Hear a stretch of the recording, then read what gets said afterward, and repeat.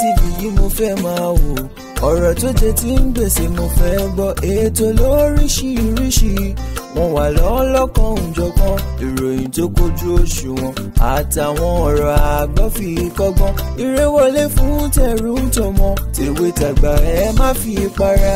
Ejìlá TV mo fẹ́ máa wò, ọ̀rọ̀ tó jẹ tí ń gbèsè mo fẹ́ gbọ́, ètò lóríṣiríṣi wọ́n wà lọ́lọ́kan òjọ̀kan, ìròyìn tó kojú òṣùwọ̀n àtàwọn ọ̀rọ̀ àgbọ́ fi kọ́gbọ́n, eré wọlé fún tẹ̀rù tọmọ tèwe tàgbà ẹ má fi para. Àdànà kú kọjá mórí nǹkan fèrè, bàbá rere káwí parí. BGI TV, we are the pace setters. Bàbá gbàgede ìmọ̀ tẹlifíṣọ̀n station tí dòde. Iléeṣẹ́ amóhùnmáwòrán tó mọ bó ṣe ń lọ, tó ní ìròyìn kọ́ńbọ̀kì tó jẹ́ yàjóyàjó, ìròyìn àti ìsọfúnni àtìgbàdégbà, àwọn ètò tó ké pọ́pọ́ flẹ̀ má yí kúò ń bẹ̀, má gbé kúò ń bẹ̀, máa jẹ̀gbádùn ẹ̀ lọ. BGI TV, bàbá gbàgede ìmọ̀ TV. Èdùà Òkè ló dirí ẹwà fákùkọ o, bí ọ̀kín bá tú ìyẹ́ ẹ̀ díẹ̀ ẹwà rẹ̀ àkàlẹ̀ àkà oko. Ẹ kàn sí ẹ̀ka ìpolówó ọjà wa láti bá wa dòwò pọ̀ lórí +234 70 38 22 6160 fún àwọn tí ń bẹ lórílẹ̀‐èdè Nàìjíríà 070 38 22 6160. BGI TV, bàbá gbàgede ìmọ̀ TV, ọ̀gá ni kọ́ń láwùjọ òkúta. Bàbá gbàgede ìmọ̀ tẹlifíṣọ̀n station tí dòde. Èmi ni aláìlúwà ọba dókítà Adédòkun Ọmọnìyí Àṣọlá Bọ́lárìn, aróyin kẹ́yè kínní, ọ̀ràngún ti ìlú Òkè Ìlá ní ìpínlẹ̀ Ọ̀ṣun. Ẹ̀yin yan wa, mo rọ̀ yín o, ẹ máa bá mi wo BGI TV, bàbá gbàgede, olólùfẹ́ Yorùbá ni, ó fẹ́ òótọ́ sísọ, ó máa fẹ́ràn àwọn ènìyàn, ó fẹ́ràn wa nílẹ̀ Yorùbá. Ẹ máa wo ibi tó yẹ ká máa wò ní gbogbo ìgbà, ibi tá a bá dẹ̀ ti lè ran ilé iṣẹ́ yìí lọ́wọ́, ẹ jẹ́ ká ràn wọ́n lọ́wọ́. Wọ́n ń ṣe nǹkan tọ́lọ́run nìkan wá ṣe ni. Ojú wa ò ní fọ́ o, etí wa ò ní di o, iléeṣẹ́ náà kò ní dàrú, iléeṣẹ́ náà á máa dàgbà sókè ni. BGI TV, ẹ má fi ṣeré, ẹ máa wò lóòrèkóòrè. tó mo mà kí onílé mo kálejò, mo kí ọkùnrin bẹ́ẹ̀ ni mo kí obìnrin, mo kí gbogbo ojú tó ń wò mí káàkiri gbogbo ayé. A tún ti gbé dóde o, ètò ìlera lóògùn ọ̀rọ̀ lórí BGI TV, bàbá gbàgede ìmọ̀ tẹlifíṣọ̀n. Ètò tẹ́ ẹ tó fẹ́ wò lónìí, òun náà ni ètò ìlera lóògùn ọ̀rọ̀. Àlàáfíà wa ò mà ní di fíàfíà. Ṣé Yorùbá sọ pé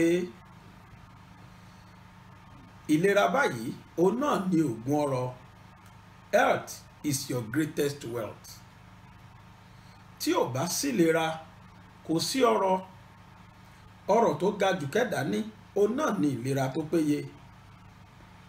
Àìsàn níṣe nìkọ̀ọ̀kan wa o, kò ní ṣe mí, kò ní ṣe èyí tẹ̀ ń wò mí, kò ní ṣe gbogbo àwọn ọmọ tí a bí sáyé, kò ní ṣe ìyàwó wa, bẹ́ẹ̀ ni kò ní ṣe ọkọ wa. Torí káìsàn bá máa ṣe wá, ó ní ṣánẹ́ẹ̀lì wa, ìkànnì wa BGI TV la ṣe gbé ètò yìí kalẹ̀. Tẹ́ bá wò ó ní ọdún tó kọjá, ó ńlá sọ̀rọ̀ nípa èédú, iṣẹ́ tí èédú ń ṣe, àwọn tá a lè lo èédú fún yàtọ̀ sáwọn nǹkan kéréje táwa mọ̀ sí. Lọ́sẹ̀ méjì sẹ́yìn òun la tó sọ̀rọ̀ lórí orógbó. Yorùbá máa pòwe pé kí láǹfààní orógbó gan-an, tá a jẹ́ tó korò, tá a tún pa tí ò láwẹ́. Àmẹ́tọ̀ yìí ó fi yé wa pé orógbó ní àǹfààní tó pọ̀ o.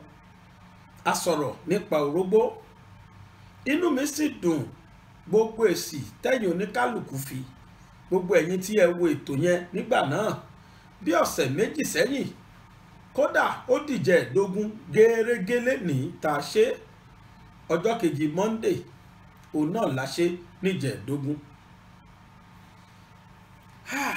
Lónìí èyí tá a tún gbé wá lónìí àlélẹ́ ìtẹ́ fẹ́ wò lónìí èso fúláwà kan mà ní. Fúláwà yìí wọ́n ń pè ní cloves ní èdè òyìnbó, Yorùbá ń pè ní kànáfùrù. Kànáfùrù ó jẹ́ ìdí fúláwà kan, ó jẹ́ èso fúláwà kan lélẹ́yìí tó jẹ́ pé nínú gbogbo fúláwà eléyìí ó jẹ́ fúláwà yanilẹ́nu. Ṣé òórùn rẹ̀ ní ká sọ? Àbáwọn òwòsàn tí kànáfùrù ń ṣe lára.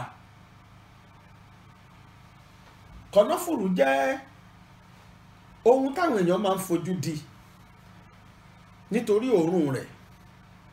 Ọ̀pọ̀lọpọ̀ tí ẹ̀ mọ̀ tẹ́ tó ń ṣe, ọ̀pọ̀lọpọ̀ ń rí ládùúgbò ni, ń rí lórí àwọn tí wọ́n jẹ́ alágbo ọmọ, ṣùgbọ́n kò mọ̀ túmọ̀ ẹ̀.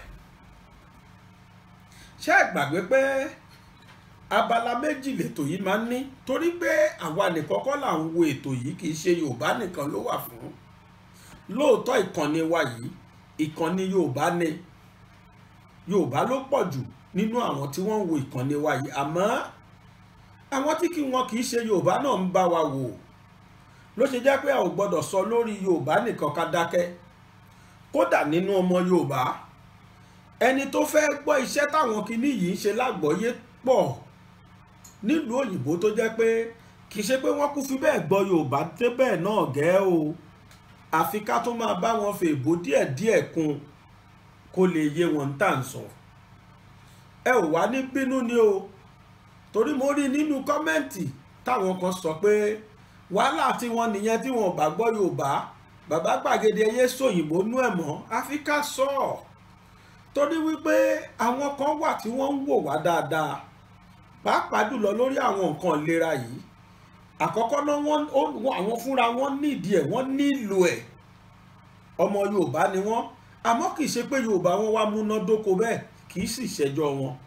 Ìlú òyìnbó náà bí wọn sí, tàbí kó jẹ́ kékeré ni wọ́n ti mú wọn lọ ìlú òyìnbó tí ò jẹ́ kán gbọ́ Yorùbá mọ́.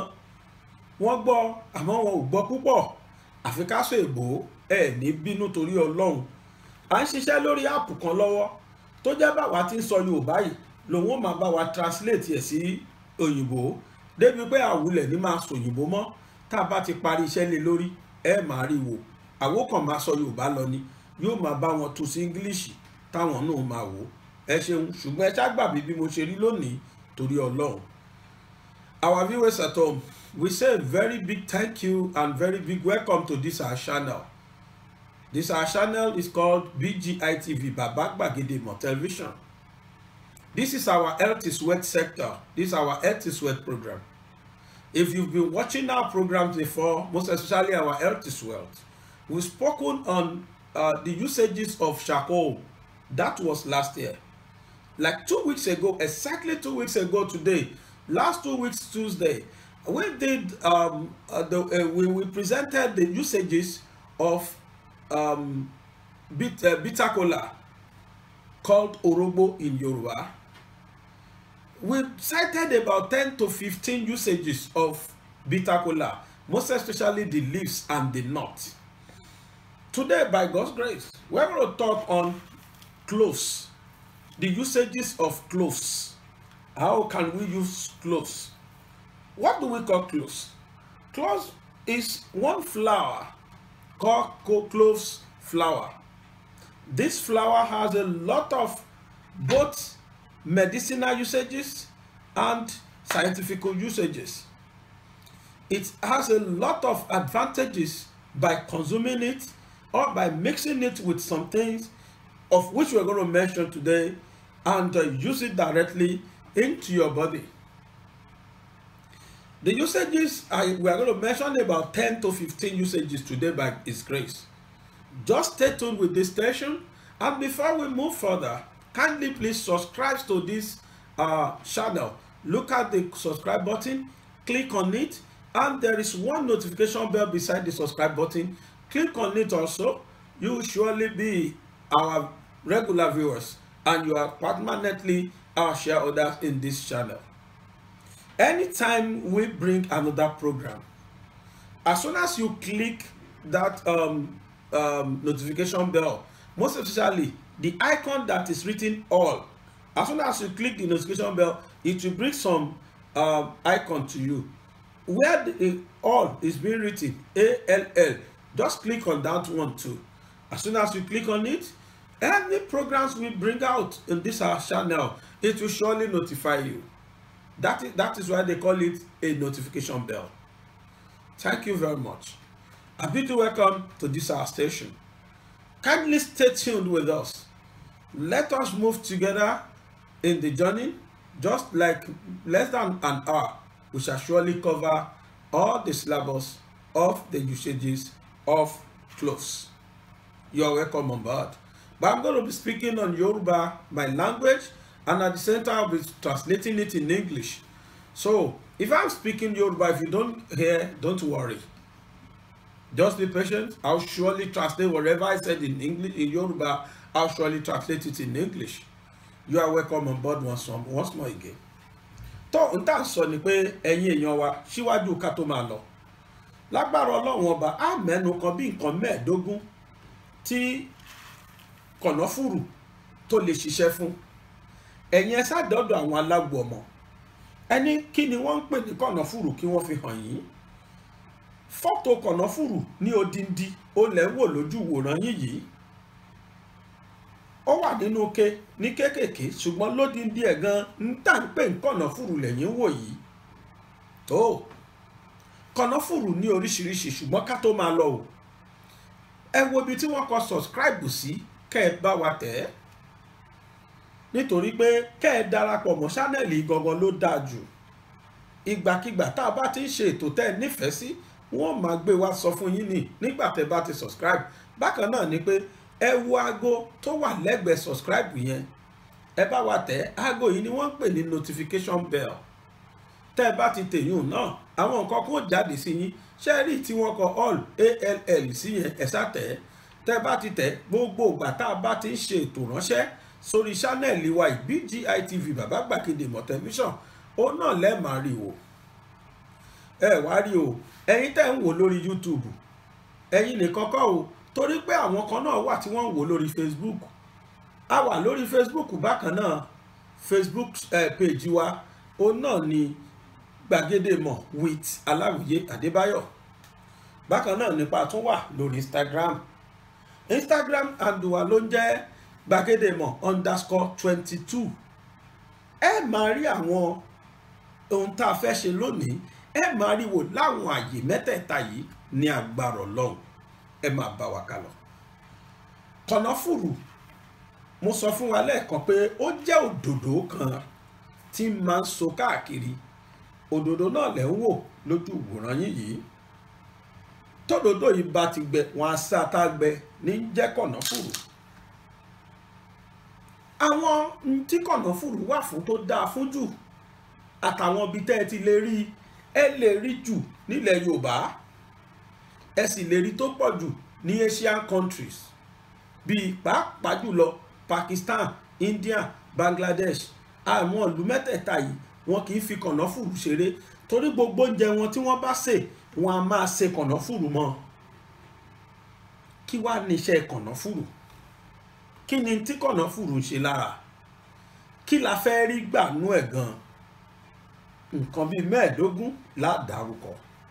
Ẹ ṣáà máa bá wa bọ̀. Kànáfùrù ní kinní kan tí wọ́n ń pè ní uginoil.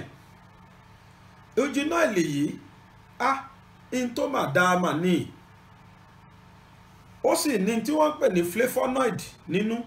Bákan náà ó tún ní nǹkan tí wọ́n ń pè ní manganese. Ṣé rí àwọn nǹkan mẹ́tẹ̀ẹ̀ta yìí, eegun ni wọ́n ń ṣiṣẹ́ fún. Orí ibẹ̀ ní ti bẹ̀rẹ̀. ráwọn ìyá wa tí wọ́n máa ń pariwo gbogbo ìgbà pé eegun ń ro mí, eegun ń ro mí. Ẹ ṣáàbà wọn lọ kànáfùrù yìí, ẹ bá wọn lọ mọ́ èyíkéyìí ìpara, ẹ bá wọn lọ kó di lúbúlúbú mọ́ èyíkéyìí nínú ìpara, kí wọ́n máa wá fi pàápàá jùlọ mẹ́ńtọ̀ bí irú àwọn àbóníkí. A lọ kànáfùrù yìí díẹ̀, bóyá àbóníkí, pàápàá jùlọ àbóníkí ló dáa jù, rọ́ọ̀bù àbóníkí àtàwọn nǹkan tí máa ń tani lára díẹ̀díẹ̀ yẹn. Ẹ lọ kànáfùrù yìí kó di lúbúlúbú bí àtíkè, ẹ wá pò pọ̀ mọ́ inú ìpara yìí, inú àwọn nǹkan ọ̀wọ́ra, ẹ má jẹ́ pè ní ìpara, nǹkan ọ̀wọ́ra. Ẹ bá mi po kànáfùrù yìí mọ́bẹ̀ pẹ̀lú òrí, ẹ máa fi wọ́ ibi tí àwọn ìyá yìí ń pariwo àtàwọn bàbá yìí wípé ó ń ro àwọn ní gbogbo ìgbà. À ń pe ríro yìí ní arthritis tàbí osteoporosis. Èyí tí máa ń fà fún obìnrin ló máa ń ṣe jù. Ìdí ni pé nígbà tóbìnrin wà ní kékeré tó ṣẹ̀ wọ puberty, a máa menstruate. Ṣé ẹ rí menstruation? Ẹ̀jẹ̀ kan tí máa ń gba àwọn nǹkan dáadáa kan kó lára ni. Ẹ̀jẹ̀ kan ni tí ò gbọdọ̀ má jáde torí pé ó ń fọ̀dọ̀tí jáde ni. Àmọ́ ó máa ń wá kó nǹkan kan tí wọ́n ń pè ní iron, ó máa ń kó dání nígbà tó bá ń jáde lára. Torí wípé obìnrin oṣooṣù ni wọ́n máa ń da ẹ̀jẹ̀ yìí nù, ní iron yìí sì máa ń kó lára wọn. Yóò padà bí wọ́n léèrè nígbà tí wọ́n bá dàgbà. Ló ṣe jẹ́ pé ó máa ń wọ́pọ̀ jù láàrin àwọn ìyá wa tó máa ń sọ pé ẹsẹ̀ ń ro àwọn, orúnkún ń ro àwọn. Ìdí ni pé nígbà tí wọ́n wà lọ́dọ̀ ọ̀dọ́langba, wọ́n ń ṣe nǹkan oṣù, nǹkan oṣù yìí sì ń kó ń tà ń pè ní iron, ó ń kó kúrò lára wọn díẹ̀díẹ̀, tó wá jẹ́ pé nígbà tán bá dàgbà, ẹsẹ̀ yẹn ní ìdí iron yẹn, ó nílò iron yẹn ńgbà náà, àmọ́ ẹ̀jẹ̀ ti kó lọ nígbà tí wọ́n wà lọ́dọ̀langba. Ẹ̀rí tàwọn bàbá wa, ó máa ń tó wọ́pọ̀ láàrin àwọn bàbá tó jẹ́ pé ńgbà tí wọ́n wà lọ́dọ̀ Ṣàngó Òde ni wọ́n. Obìnrin mẹ́jọ ò tó wọ́n lò lẹ́ẹ̀kan. Gbogbo ẹni tí bá ti ń ṣe bẹ́ẹ̀, nígbà tó bá dọjọ́ ogbó yóò padà bí léèrè, nítorí pé n ti ń jáde lára rẹ̀ tá à ń pè ní àtọ̀, àwọn tó ń kó jáde láti inú pọ̀ lára. Níṣì jẹ́ pé ńgbà tí wọ́n bá dàgbà tán tí wọ́n dògbò, n tára nílò yóò máa padà béèrè bíi áyọ̀nù tá a sọ yìí. Ló sì jẹ́ pé tí ẹ bá ń lo kànáfùrù, tí ẹ lọ papọ̀ mú àwọn nǹkan ọ̀wọ́ra, tẹ́ ẹ wá fi ń wọ́ ibẹ̀, pẹ̀lú ògo Olódùmarè, ẹ ò ní gbọ́ mọ́. Arthritis ni o, ìyẹnrúmọléegun, tàbí osteoporosis, gbígbẹ eegun, mùdùmùdù tó wà nínú eegun, o ni wọ́n ń pè ní, tí ó bá ti gbẹ, tí mùdùmùdù yìí bá ti gbẹ kúrò nínú eegun, o ni wọ́n ń pè ní osteoporosis. Kí àwọn nǹkan yìí lè padà, tí ẹ bá ń lo kànáfùrù yìí dáadáa, yóò ṣiṣẹ́ fún. Ìwúlò kejì tó ní, gbogbo ẹni tó bá ní àrùn eyín, ẹ bá mi wá kànáfùrù. Òróró kan wà tí wọ́n ń pè ní òróró kànáfùrù. Ẹ ṣá bẹ̀rẹ̀ pé cloves oil, cloves, C-L-O-V-E-S, cloves. Ẹ bẹ̀rẹ̀ cloves oil. Cloves oil yìí, ẹ wá olive oil, ẹ dà sí inú ẹ̀, torí pé kò dáa kéèyàn ó lo oil yẹn, òróró kànáfùrù, kò dáa kéèyàn ó lò dàrẹ́tì bẹ́ẹ̀, í máa ń padà ní ẹ̀yìn, ó máa ń lẹ́yìn. Ẹ wá òróró olive oil, ẹ dà sínú cloves oil. Ẹ lọ síbi chemist kí chemist kiri, láwọn chemist ńláńlá, àtẹ̀yìn tẹ́ wà nù òyìnbó, ẹ̀yìn tí ẹ lè rí dáadáa, ẹ sábẹ̀rẹ̀ cloves oil. Cloves oil yìí ẹ má lò dàrẹ́tì o, kò sí tútẹ̀ lè fi pa. ṣùgbọ́n ẹ pò mọ́ olive oil. Tẹ́ bá pò mọ́ olive oil agbára ò ní pọ̀ jù débi pé yóò tún ba nǹkan jẹ́ lára. Ẹ ṣàpò pọ̀ mọ́ kẹ́ ẹ máa kàn síbi eyín yẹn, ibi èrìgì tá à ń pè ní gọ́ọ̀mù, ẹ̀yin ẹ máa kàn sí, kẹ́ ẹ sì tún máa fi òwú fọ, kẹ́ ẹ máa fi òwú kàn, kẹ́ ẹ máa fi fọ ẹnu. Pẹ̀lú ògo Ọlọ́run gbogbo èrìgì tí ń dún ní ẹ̀ ní gbọ́mọ́ fún ẹ̀yin tẹ́ bá ní toothache. Ó di mélòó? Ó di méjì. Baálé ilé, ìyàwó rẹ̀ ń dúró dè ní other room nínú yàrá, àwa rojọ́ a ò lè ṣe nǹkan kan. Wọ́n bá gbèjó ó ṣàdórí kọlẹ̀ náà ní bí ẹ̀rù afami. Ẹ mú cloves yìí, ẹ wá rúgò báyìí, ẹ rọ cloves yìí sí kó pọ̀ lódindi bẹ́ẹ̀, ẹ ṣàrọ sí bí mo ti ń rọ yìí, ẹ rọ sí kó pọ̀. Ẹ̀yin tí ẹ bá wà ní Nàìjíríà, pàápàá jùlọ ẹ̀yin tẹ́ wà nílẹ̀ Yorùbá, ó pọ̀ jù, ó hán jù tá àrírú ẹ̀rí, ó ti hán nísìnyí. Èyí tá à ń lò wẹ́rẹ́ yìí, oní 3000 là ń lò yìí. Eléyìí ò tí tó.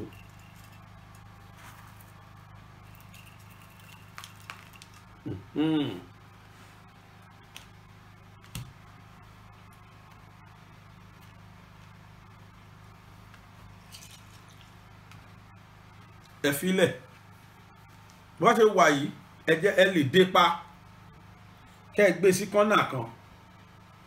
Bùrọ̀dá, tẹ́ ẹ bá ti ń mu kinní yìí, ṣé rí rírọ tá a rẹ́ sí omi yìí, ẹ kọ́ọ̀pù momi méjì ó ti tó. Kọ́ọ̀pù momi méjì, 2 cups of water ó ti tó. Ẹ rọ sínú ògò tàbí kí ọlọ́mọ rí, kò lè fọ́gò kò sì lè fọ́ke. Ẹ rọ sínú ògò tàbí kí ọlọ́mọ rí. Ẹ rọ ohun tí ó pọ̀ gan-an. Ẹ ra bí oní tó bá jẹ́ Nàìjíríà lẹ́wà, ẹ ra kànáfùrù bíi 500 sí 1000 naira. dídì ẹ̀ kékeré kan 500 ní nísìnyí, tó bá jẹ́ ńlá ní 1000. Ẹ̀yin tẹ́ ẹ bá wà ní Asia country, ó tún cheaper jù yẹn lọ. Mi lè sọ àwọn Amẹ́ríkà àti European country, ṣùgbọ́n Asia èmi ti bá wọn débẹ̀ láìmọye ìgbà, mo sì ti rí dáadáa kó ṣìpù ń bẹ̀. Kódà wọn a máa sè mọ́ oúnjẹ, a ṣe ń pọ̀ níbi tó ń jẹ. Ṣùgbọ́n aphrodisiac là ń sọ nísìnyí. Mo rò pé a mọ ohun tó ń pè láphrodisiac, ìrànilọ́wọ́ láti súnmọ́ ìyàwó ẹni láti ṣe bí ọkùnrin ni wọ́n ń pè láphrodisiac. Ẹ ṣàrọ́ sínú omi, ẹ bá rọ sínú omi, ẹ dé pa. Ẹ bá rọ bẹ́ẹ̀ láàárọ̀, ẹ jẹ́ kí ilẹ̀ ṣú. Bí ilẹ̀ bá wá ṣú, ẹ rọra máa yọ gáàsì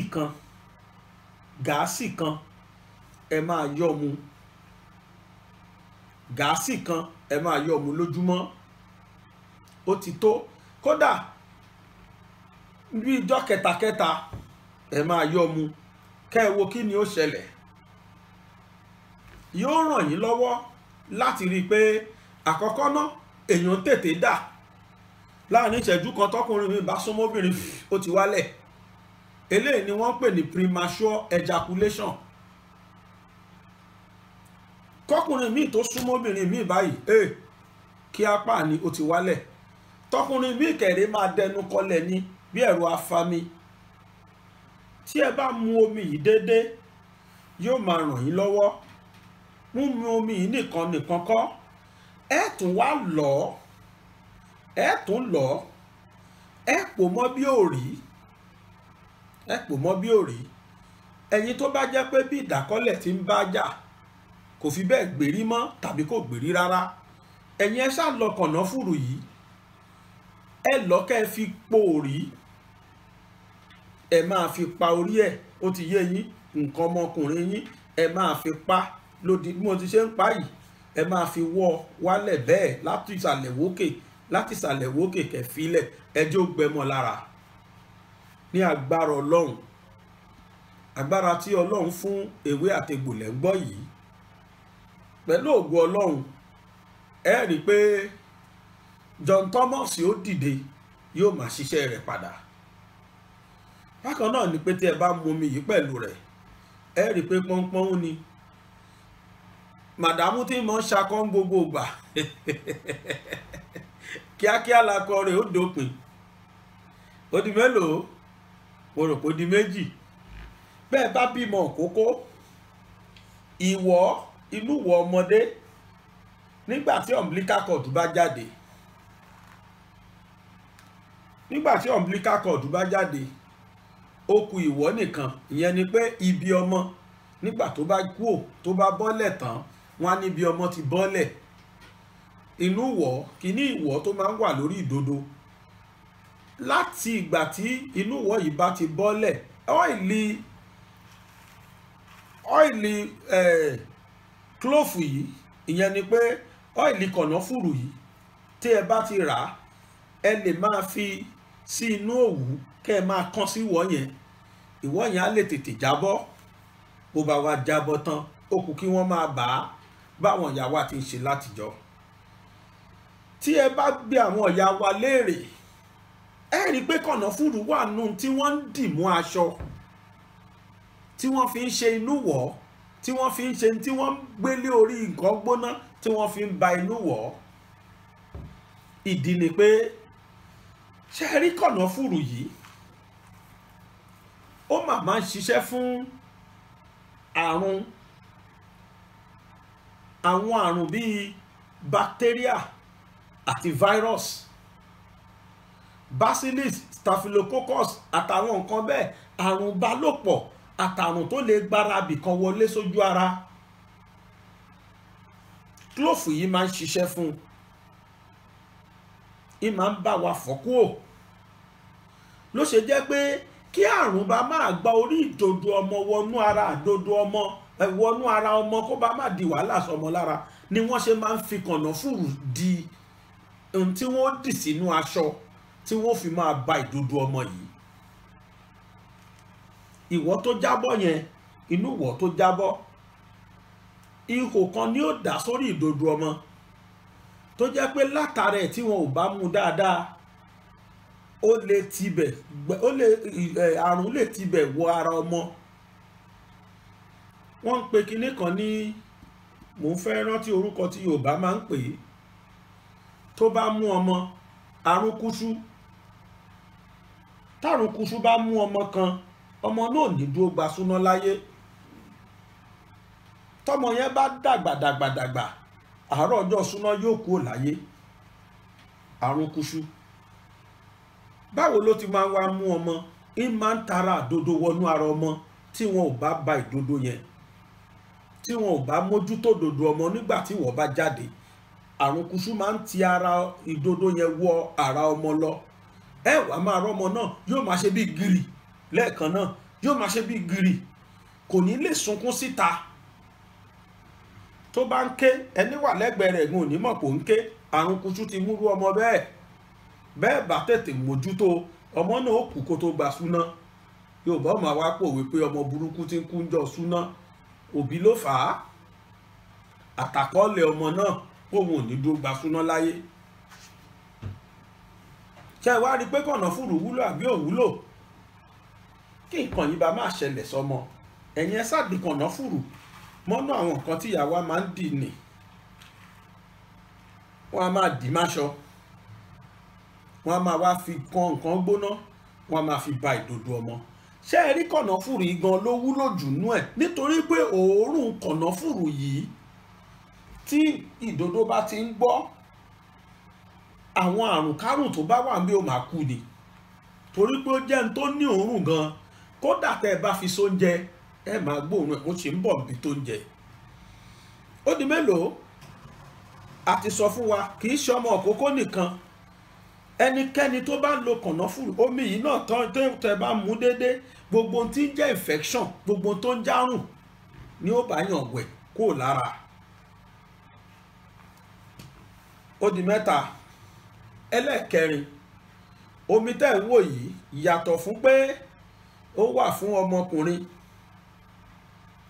gbogbo ẹni tó bá sanra bí mo ti sanra yìí, tẹ́ ẹ bá bẹ̀rẹ̀ sí ní mu omi yìí déédéé, ẹ jọ̀ọ́ ẹ má jẹ́ kó pọ̀ jù o, bíi gáàsì kan ti tó níjọ́ mẹ́ta, nítorí pé tó bá pọ̀ jù á padà máa bọ̀ níbi tó bá pọ̀ jù. Ẹ má ti jà sọ, ẹsẹ̀ ẹja máa ṣàlàyé dáadáa tí ń bẹ́ẹ̀ náà. Gáàsì yìí kan ní ìjọ́ mẹ́ta ti tó, gáàsì yìí kan ní ìjọ́ mẹ́ta ó ti tó. Tàbí kẹ́ ẹ tún wá mú, kẹ́ ẹ tún lọ́pọ̀ mọ́ lẹ́mọ̀n. Lẹ́mọ̀n tẹ́ ẹ bá fún omi ẹ̀ fún ẹni bá fẹ́ reduce weight bíi tèmi báyìí, ẹ mú omi yìí, ẹ fún omi lẹ́mọ̀n. Lẹ́mọ̀n ni bí ọsàn wẹ́wẹ́ ló ṣe máa ń rí, orí sọ̀rọ̀ báyìí. Tẹ́ ẹ bá ti gé, tẹ́ ẹ fún omi ẹ̀, omi kọ́ọ̀pù omi yìí kan, omi kànáfùrù yìí, gáàsì kan, gáàsì ẹ̀ kan, ẹ fi sí, ẹ rò papọ̀. Ní agbára Ọlọ́run, ọ̀rá tí ń bẹ lára yóò máa fọ́ dànù, èyàn ó sì máa nọ́mà. Kì í ṣe pé kó wá gbẹ bí ẹja wá o, ṣùgbọ́n èèyàn náà mọ̀ pé eléyìí wà òkè. Bákan náà ni pé wọ́n ń pe kinní kan ní, mo fẹ́ rántí bá a ti lè pè Yorùbá, mi fẹ́ máa sọ lóyìnbó ń gbogbo ìgbà. Ọ̀pá kan wà tó máa ń gbé ẹ̀jẹ̀ káàkiri ara, wọ́n ń pè ní iṣan. Ẹ̀jẹ̀ yóò ti papọ̀ mọ́ èémí tá ń mí símú tá ń pè ní oxygen. Ẹ̀jẹ̀ tó wá nígbà tí a bá mí èémí símú, èémí á dúró bì kan tó ń pè ní lungs, fùkù, ibi fùkù ló máa lọ dúró pamọ́ sí. Nígbà tí ẹ̀jẹ̀ náà bá ń bọ̀, ẹ̀jẹ̀ tí ò tí ì gba èémí rárá, wọ́n ń pè ní deoxygenated blood. Ìyẹn ni pé ẹ̀jẹ̀ tí ò tí ì papọ̀ mọ́ èémí, nígbà tí yẹn náà bá ń bọ̀, n tó pọ̀ òun nìyẹn, tricuspid valve, bicuspid valve, aorta, gbogbo àwọn kankan yẹn nínú ọkàn, nínú heart ni gbogbo yẹn ti ń ṣẹlẹ̀. Nígbà tó bá ń bọ̀, á lọ papọ̀ mọ́ èémí, á wá di oxygenated blood. Oxygenated blood yìí yẹn ni pé ẹ̀jẹ̀ tó ti papọ̀ mọ́ èémí yìí, òun ni ẹ̀yà ara ló nílò láti máa ṣiṣẹ́ dáadáa. Bí mo ti ń gbé ọwọ́ yìí torí pẹ́jẹ̀ wà ń bẹ̀ ni, bí mo sì ti ń gbé ẹsẹ̀ torí pẹ́jẹ̀ wà ń bẹ̀ ni. Mi mọ tí mo lè pe stroke ní Yorùbá, ṣùgbọ́n láti rí i pé a dènà stroke, rọpárọsẹ̀, ẹ ṣeun mo ti rántí, kí àrùn rọpárọsẹ̀ bá máa mú ni, kànáfùrù tún wúlò fún un. Nítorí pé ọ̀pá tó ń gbé ẹ̀jẹ̀ tó ti papọ̀ mọ́ èémí yìí, ẹ̀jẹ̀ iṣan tí ń gbé káàkiri ara, tí ìdọ̀tí kan bá ti lè lọ dí ẹnu iṣan ara yìí, ẹ̀jẹ̀ ò ní lè káàkiri. Àìmá lè káàkiri ẹ̀jẹ̀ tó lára, àwọn ibi tẹ́jẹ̀ yẹn kì í dé, tàbí tí nǹkan kan ti dí, ẹ̀jẹ̀ yẹn ó máa kàn débẹ̀ tóró títìtì. Tó bá sì ń débẹ̀ títìtì náà pè ní partial stroke. Onítọ̀hún ó máa lè gbẹ́sẹ̀ yẹn díẹ̀díẹ̀, ṣùgbọ́n kì í ṣe pé kó wá dá jókòó tán pátápátá. Partial stroke náà ń pè yẹn.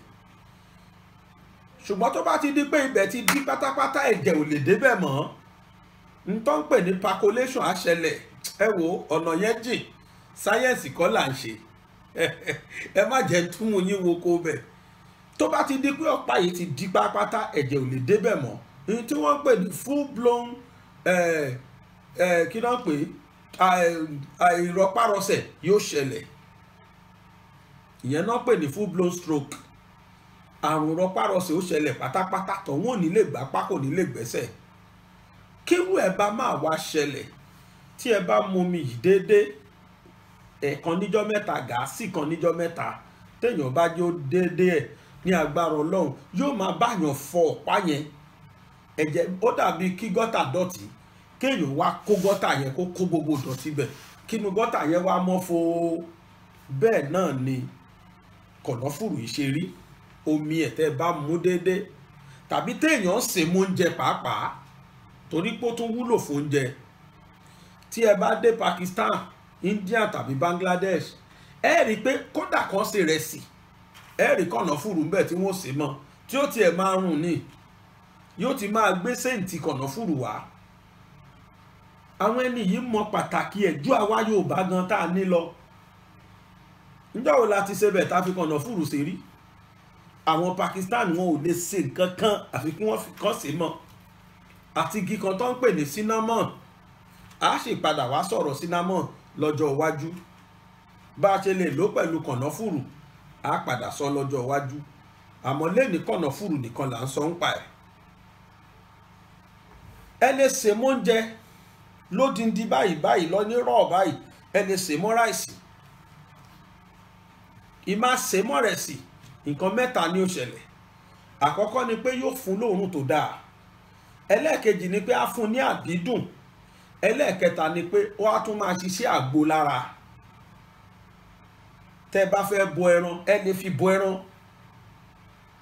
ẹ̀yin tẹ́ ẹ máa ń jẹ itris ajẹ dónọ̀tì kódà wọ́n fi ń ṣe ice cream ní táwọn òyìnbó gbọ́n pa èdè powder ẹ̀ tí wọ́n ti lọ̀ wọ́n á máa fi ṣe ice cream á máa neutralize sugar yẹn ni. eléyìí ló wá gbé wa débi wípé í máa ń ṣiṣẹ́ fún diabetics, ìtọ̀ ṣúgà.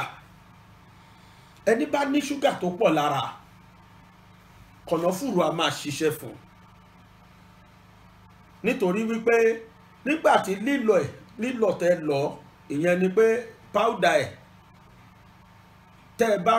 tí ẹ bá mú tó jẹ́ pé ẹ fi ń ṣe nǹkan ní gbogbo gbẹ̀ ń jẹ́ múnjẹ tàbí ẹ̀ mú omi ẹ̀ á máa bá yín fọ ṣúgà kúrò lára, á máa fọ ṣúgà kúrò lára. ẹ̀yin tẹ́ ẹ fẹ́ràn ice cream ẹ kú pípara yín díẹ̀díẹ̀ o. ẹ̀yin tó jẹ́ pé ẹ ṣe ẹ̀wà ẹ tún bu ṣúgà sí, ẹ ṣe ṣú ẹ tún fi ṣúgà sí, ẹ ń para yín díẹ̀díẹ̀ ni o, nítorí pé ẹ̀wà fúnra rẹ̀ ṣúgà ni. ẹ tún wá bu ṣúgà sí, ẹ tún ṣe ṣúgà mọ́ ṣúgà di méjì. ẹ ṣọ́ra o, èyí ó ṣe iṣu gan fúnra ẹ̀ ṣúgà ni, èyí ó tún wá ṣe iṣu yóò tún bu ṣúgà sí, ó di méjì, double sucrose. ó ń parẹ́ díẹ̀díẹ̀ ni. irú àwọn nǹkan báyìí ẹ jẹ́ kí a máa jẹ kànáfùrù. kódà èèyàn lè tú sẹ́nu kó máa rún, kò sí tí fi ń ṣèèyàn. ṣùgbọ́n tó bá fẹ́ jẹ ó gbọ́dọ̀ jẹ ju ẹyọ méjì lọ. ẹyọ kan báyìí, ẹyọ méjì ó gbọ́dọ̀ jẹ ju bẹ́ẹ̀ lọ ní ojúmọ́. òrè ẹyọ méjì báyìí ó gbọ́dọ̀ jẹ ju bẹ́ẹ̀ lọ lójúmọ́. tàti ẹ̀ léèyàn fẹ́ jẹ rárá rọ́ọ̀ kò fẹ́ jẹ rọ́ọ̀ bẹ́ẹ̀ ó gbọ́dọ̀ jẹ ju méjì lọ. ṣùgbọ́n tá a lè sè mẹ́ran, a lè fi ṣe bẹ́ẹ̀, a lè fi ṣe ráìsì, kò sí ní tá a lè fi ṣe. tá a bá ń ṣe bẹ́ẹ̀ ẹ rí i pé pírí lologo máa jí, ara wọn máa jí pépé. tá a bá ń ṣe ẹ̀yin náà gbóòórùn oúnjẹ kódà kẹ́kàn fi sínú ilé lásán nítorí máa ń ṣiṣẹ́ fẹ́fọn. ẹ gbọ́ tí kànáfùrù bá wà nílé yín gbogbo gbà ẹ̀fọn máa sá, ní máa ń lé ẹ̀fọn kúrò nílé. ẹ̀yẹ sá máa dáná sun kó òórùn ẹ̀ máa jáde, ẹ̀fọn máa sá lọ ni. tàbí kéèyàn lọ kó wá fi sí kírìmù kó máa fi para sùn. ẹ rí pé ẹ̀fọn á sá. bí mo ti ń gbé dání gbogbo ọ́fíìsì mi ti kún fún òórùn ẹ̀. ibi bá wà yóò máa táṣìírí ara ẹ̀ toró máa ń rùn, ó ní òórùn tó dáa tó. bẹ́ẹ̀ ó wà advisable ẹ má lò lásán, ẹ fi sínú olive oil. ẹ lè mú direct fẹ́ni bá ń wúkọ́ dáadáa, ó lè mú oil ẹ̀ tẹ́ mix mọ́ olive oil ẹ lè gbé mú, ṣùgbọ́n kò gbọ́dọ̀ ju ṣíbí ìmùkọ kan lọ. ṣíbí ìmùkọ mo mọ̀ọ́mọ̀ máa sọ àwọn ẹ̀jẹ̀ wọ́n tá a lè máa lò yìí kó bá má affect wa, torí tó bá tún pọ̀ jù kò dáa. àpọ̀jù gbogbo nǹkan láyé ni ò dáa. ẹ má jẹ́ kí múmu òróró ẹ̀ yìí, ẹ má jẹ́ kí múmu ẹ̀ ju ṣíbí kan lọ. ṣíbí ìmùkọ dẹ̀ ni ẹyọ kan. bákan kan yọdí, tí ìdí bá yọ tá à ń pè ní ìròbo, ẹ máa mú omi kànáfùrù dédé kẹ́ẹ̀sì máa jẹ́ kí ọ́ìlì ẹ̀ ìyẹn ni pé òróró ẹ̀ tẹ́ ti mix mọ́ òróró olive oil kẹ́ ẹ̀ máa mú ẹ rí i pé ìdí yìí ó lọ bẹ́ẹ̀ ni òròbó tó yọ yìí yóò padà wọlé ẹni tí akọ̀jẹ̀dí bá sì ń ṣe tó bá mu kíní ìdédé tó bá mu omi ìdédé jẹ̀dí ó sá lọ fọmọkùnrin ọ̀pá ẹ̀yìn ara ríro bákan náà ni pé èyí tí wọ́n sọ gbẹ̀yìn òun náà ni kí inflammatory máa ṣèyàn ìyẹn ni pé ẹsẹ̀ wúwú ṣẹ̀jẹ̀domi tàbí kẹsẹ̀ yẹn kàn ṣá wù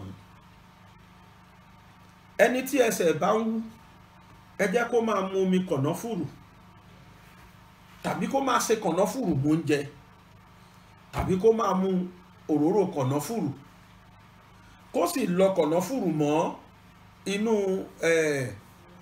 àwọn nǹkan wọ́ra kó máa fi wọ ibẹ̀ pẹ̀lú ògo Ọlọ́run pátápátá báyìí kò ní gbọ́ mọ́ èyí tó mu yẹn ló ń tírìtì tinú èyí tó mu ní tírìtì tinú èyí tó fi ń pààyè ló ń tírìtì tìta kẹsẹ̀ kan máa wú náà ń pè ní inflammation ó máa ń ṣiṣẹ́ anti-inflammatory agent ó máa ń jẹ́ kí ẹsẹ̀ wúwú àtàbára ló ń wú ó máa ń jẹ́ kó tètè lọ. Viewers at home, what we've been saying all the while is that there are a lot of advantages of consuming cloves.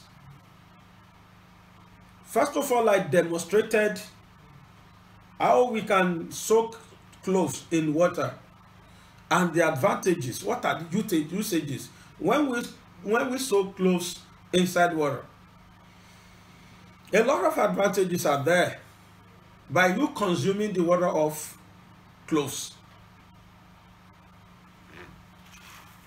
This is cloves. When you are consuming cloves water, first of all, it serves as fat reduction in the body. It can reduce the fat in your body. If you are as big as me, or you are even bigger than me, be consuming this water every time. And the dosage is just 1 shot in 2 days. Just 1 shot in 2 days. I hope you know what we call shot. That is what we use in consuming wine. That small cup, small glass cup. It is so common in Nigeria among we Yorubas. We call it shot. When you buy ogogoro, when you buy local gin, they sell it with the bottle. It is inside the carton. So we call it small shot.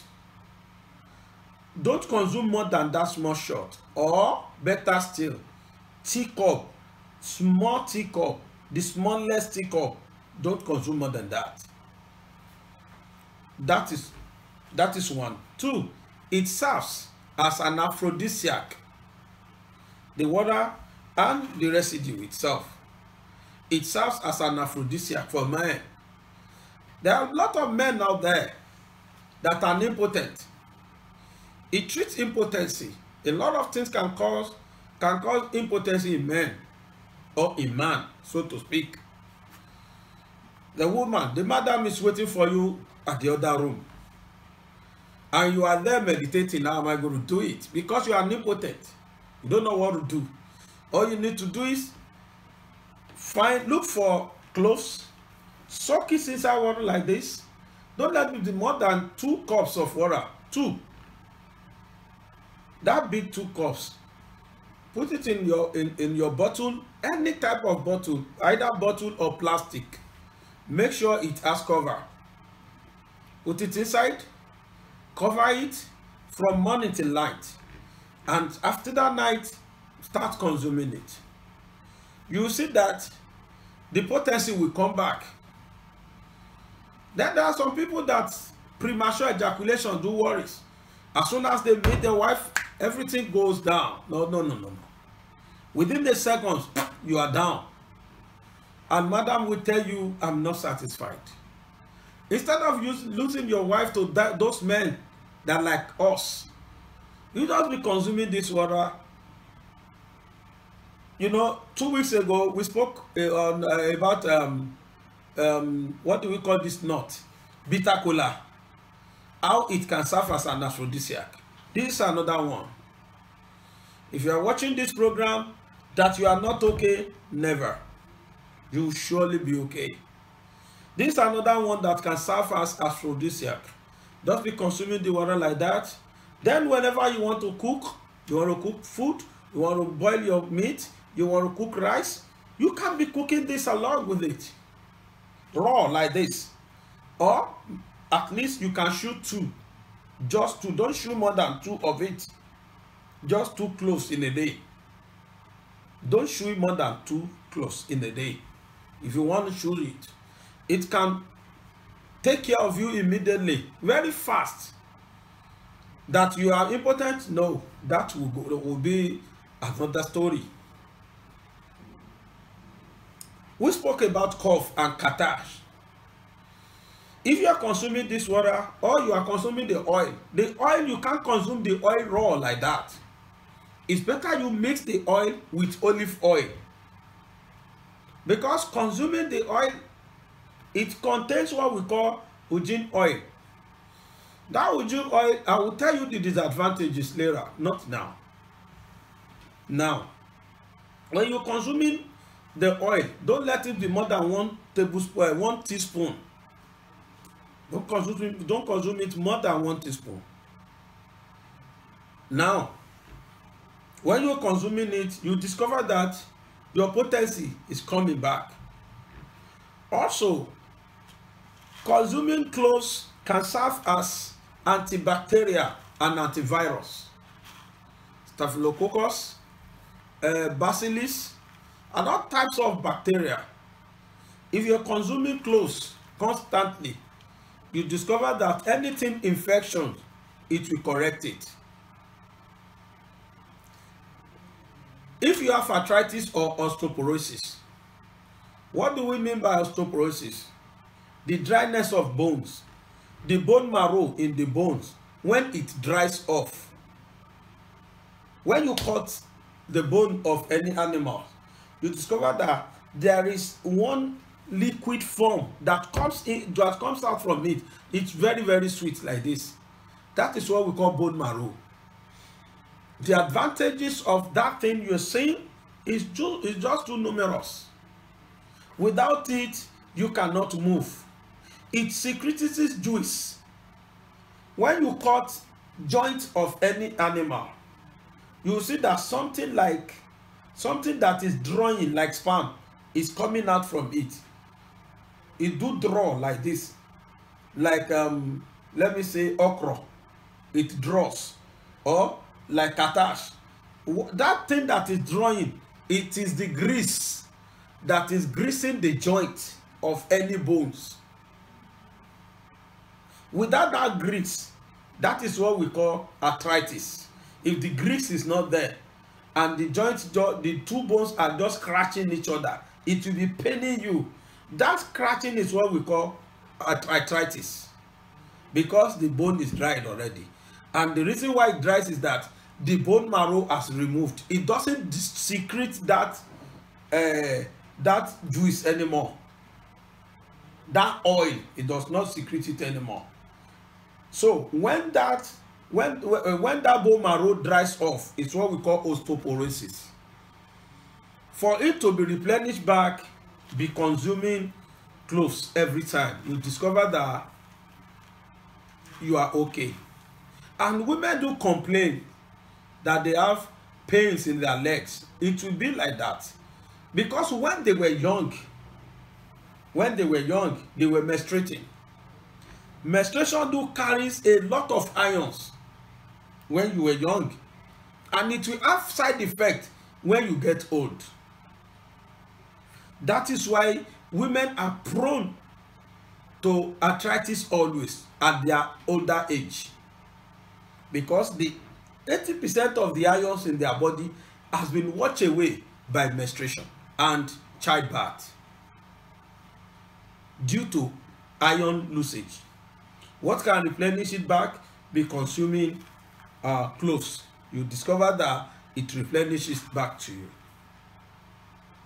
Also, we said it can serve as anti-cancerous too. Cancer, breast cancer,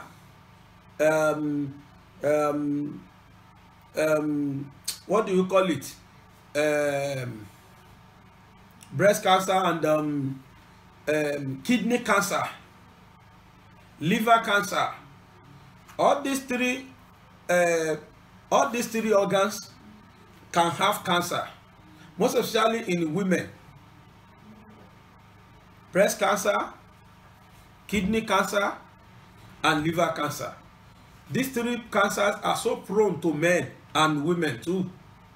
Breast cancer for women, liver for men and women, and kidney cancer for men. It do happens a lot. Now,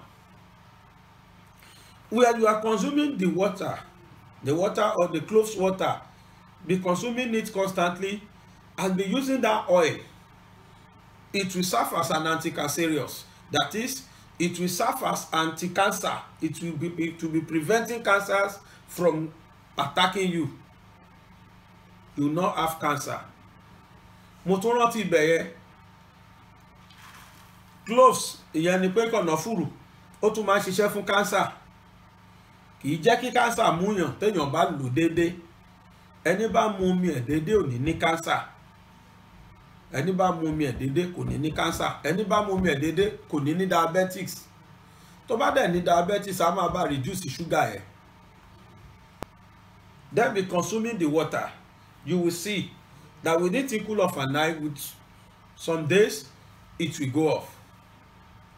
There are a lot of usages for cloves. A lot of usages are there for cloves.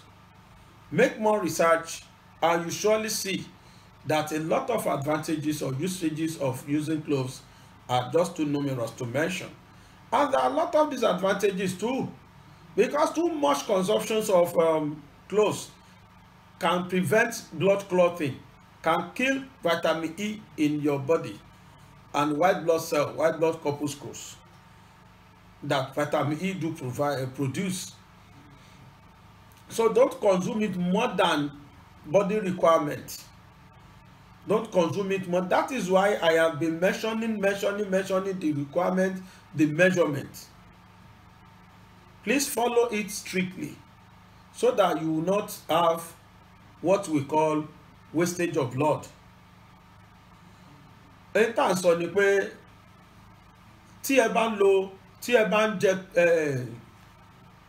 kànáfùrù jù bó ṣe yẹ lọ, ju gbogbo àwọn nǹkan tá à ń sọ yìí lọ, a ní kéèyàn máa jẹ méjì lójúmọ́. Kẹ́nìkan á pé méjì kéré kó mẹ́wàá jẹ, kó máa jẹ mẹ́wàá, kó máa mu omi yìí, kó wá sọ́dọ̀ omi lójoojúmọ́, kó mú láàárọ̀, kó mú lọ́sàn, kó mú lálẹ́, kó láàárọ̀, lọ́sàn, lálẹ́, kò fi bẹ́ẹ̀ dáa tó. Nítorí wípé wọ́n pe kinní kan ní clotting of blood. Ìyẹn ni pé ẹ̀jẹ̀ kó má máa waste. Tí nǹkan bá géèyàn lọ́wọ́ sí, ẹ rí i pé ẹ lo oògùn sí o, ọwọ́ yẹn ó jìnnà láìpẹ́ fúnra ara ẹ̀. In tó fà á ni pé nínú ẹ̀jẹ̀ yẹn immune yẹn ní nǹkan tó ń pè ní vitamin E tó ń fa white blood corpuscles. Ìyẹn ni pé white blood cells. Mi mọ̀ bó ṣe lè sọ Yorùbá. White blood cells yìí a nílò ẹ̀ gan lára. Tí ẹ bá mu cloves jù, tẹ́ bá mu kànáfùrù jù bó ṣe yẹ lọ, téèyàn bá jẹ jù, téèyàn bá jẹ jù, mo tún fi jù sí, téèyàn bá jẹ jù, ó máa ń pa white blood corpuscles yẹn kó lára. Lélẹ̀ tó jẹ́ pé clotting of blood ò ní máa ṣẹlẹ̀. Èèyàn kàn máa da ẹ̀jẹ̀ nù ní gbogbo ìgbà ni. Ọlọ́run ò ní ṣe wá bẹ́ẹ̀. So ká tẹ̀lé òfin, ká tẹ̀lé bá a ṣe ní ká máa lò ó. Bá a ṣe ní ká lò ó ni pé tẹ́ ẹ bá fi mu omi yìí, ẹ má mu ju gàásì kan lọ láàrin ìjọ́ méjì. Ẹ má mu ju gàásì kan lọ. Ìyẹn omi tí a ṣe yìí. A ti rẹ́, ẹ rí pé ó ti ń lọ ìsàlẹ̀, ó ti ń rẹ ló fà á. A kọ́kọ́ léfò sókè. Tó bá di pé ó ti ń lọ ìsàlẹ̀, ó ti ń rẹ nìyẹn. Tó bá máa fi di alẹ́, omi tí mo ṣe ti di mímu. Ìwọ tó ń wo fídíò yìí ni fídíò tá a ṣe lé ní 21 ọjọ́ Tuesday 21/12/2021. ọjọ́ 21 oṣù kejìlá ọdún 2021 a sì ń ṣe fídíò yìí ní déédéé aago 12:00 àbọ̀ la bẹ̀rẹ̀ 12:00 àbọ̀ ọ̀sán tó bá máa fi da aago 11 alẹ́ ó ti di mímu bó ṣe wà yìí ó ti di mímu tẹ́ bá ṣe láàárọ̀ tó bá máa fi dalẹ́ ó ti di mímu torí ẹ̀yin náà tẹ̀tìrì a ti change colour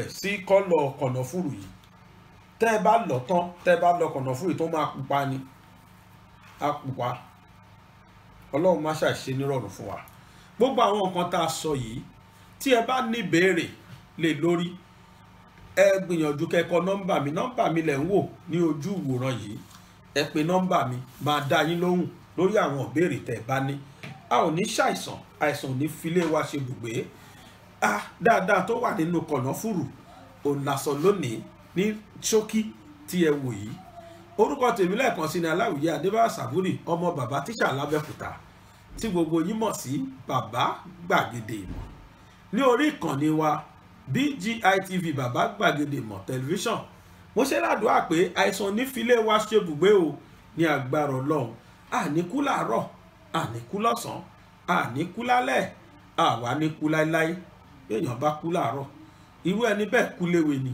béèyàn bá kú lọ́sàn-án irú ẹni bẹ́ẹ̀ nígbà tó ẹni bá kú lọ́sàn-án ó kú màjèsín tó bá kú láàárọ̀ ó kú màjèsín tó bá kú lọ́sàn-án ó kú léwe nígbà tó bá kú lálẹ́ irú ẹni bẹ́ẹ̀ kú láì fọmọ sáyé béèyàn bá wá kú láíláí àgàn lónítọ̀hún Ọlọ́run má ṣe wá lágàn ẹ gbọ́ ẹni tó kú lóru lẹ́ni tó jẹ́ pé wọ́n bá fà á kíní ọ̀hún wá dẹnu kọlẹ̀ bẹ́ẹ̀ ru àfàmì àní dolúdù lọ́gọ́dọ̀ òru o lágbára Ọlọ́run ọba ẹ̀sìn ọba wa jókòó pẹ́ o ó ti yé yín àdúrà tí mò ń ṣe lágbára Ọlọ́run àwa aláṣọ kọyàwó wa pẹ́ àní kú báyìí o pẹ̀lú ògo Ọlọ́run tó agbéṣetán agbé lọlé o àlùkò ṣetán àlùkò ń lọ lùkò sùn lékèlékè mi ṣetán ń relú kẹfun ẹjẹ́ àtúnjọ pàdé bóyá lọ́sẹ̀ tó ń bọ̀ nígbà tá a tún mú nǹkan míì wá àwọn nǹkan tá a rí ní agbègbè wa yìí àṣé wọ́n ní nǹkan tó ti ẹ̀dá nínú tá a mọ̀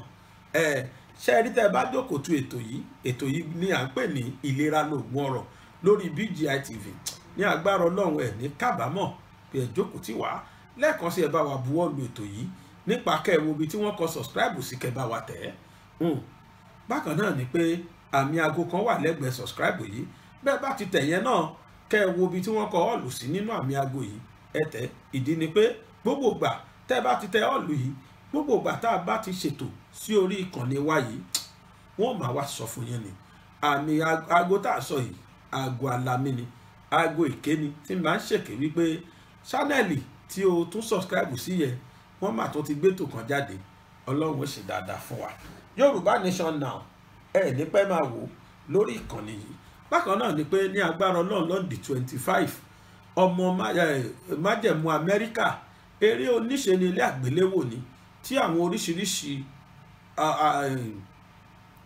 àwọn eléré orí ìtàgé tí gbogbo ayé mọ̀ tó jẹ́ gbajúgbajà ilẹ̀ Yorùbá tí wọ́n kóra wọn lọ sí Amẹ́ríkà lọ ṣe ni ọ̀fẹ́ lẹ́wọ̀ lórí ìkànnì wa yìí ẹ ṣàkójú lọ́nà mo ṣe ládùúgbò àpòjú tẹ fi ń wò mí ò ní fọ́ o etí tẹ sì fi ń gbọ́ mi etí náà ò ní di lágbára Ọlọ́run ọba mo ṣe ládùúgbò wípé Ọlọ́run ò ní kàtúnrí wa o á tún pàdé ńgbà míì láyọ̀ o. èmi ni aláìlúwà ọba dókítà Adédòkun Ọmọnìyí Àṣọlá Bọ́lárìn aróyin kẹ́yè kínní ọ̀ràngún tí ìlú Òkè Ìlá ní ìpínlẹ̀ Ọ̀ṣun ẹ̀yin èèyàn wa mo rọ̀ yín o ẹ máa bá mi wo BGI TV bàbá gbàgede olólùfẹ́ Yorùbá ni ó fẹ́ òótọ́ sísọ ó máa fẹ́ràn àwọn ènìyàn ó fẹ́ràn wa nílẹ̀ Yorùbá ẹ máa wo ibi tó yẹ ká máa bò ní gbogbo ìgbà ibi tá a bá dẹ̀ ti lè ran ilé iṣẹ́ yìí lọ́wọ́ ẹ jẹ́ ká ràn wọ́n lọ́wọ́ wọ́n ń ṣe nǹkan tọ́lọ́run nìkan wá ṣe ni ojú wa ò ní fọ́ o etí wa ò ní di o iléeṣẹ́ náà kò ní dàrú iléeṣẹ́ náà á máa dàgbà sókè ní BGI TV ẹ má fi ṣeré, ẹ máa wò lóòrèkóòrè.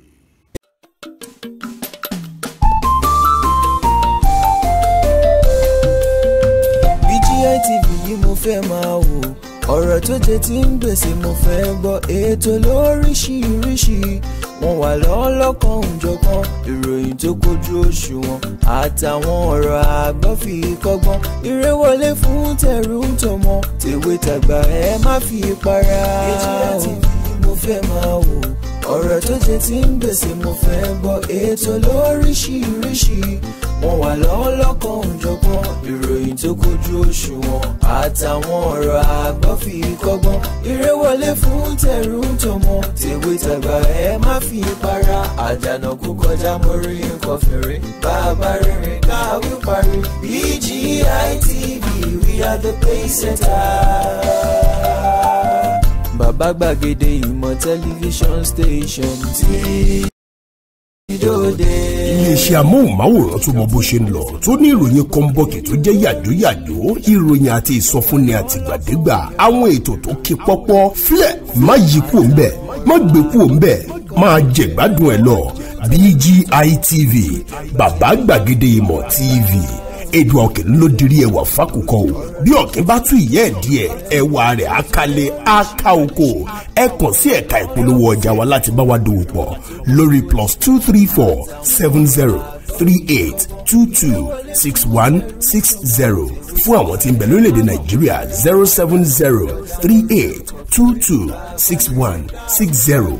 BGI TV, bàbá gbàgede ìmọ̀ TV, ọ̀gá ni kọ́ń láwùjọ kùtà. Bàbá gbàgede ìmọ̀ tẹlifíṣọ̀n station tí dòde.